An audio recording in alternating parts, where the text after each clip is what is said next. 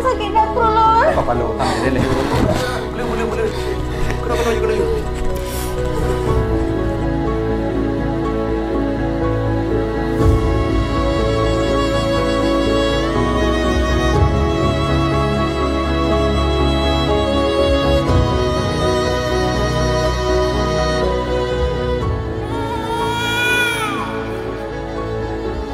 Selamat Pak ya atas kelahiran bayinya laki-laki.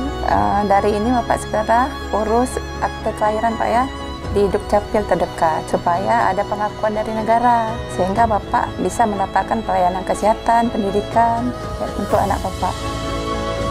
Akte kelahiran adalah bukti sah mengenai status dan peristiwa kelahiran seseorang yang dikeluarkan oleh Dinas Kependudukan dan Pencatatan Sipil. Syarat yang diperlukan antara lain surat keterangan lahir, buku nikah orang tua, kartu keluarga, KTP kedua orang tua, KTP 2 orang saksi. Proses pembuatan hanya 60 menit.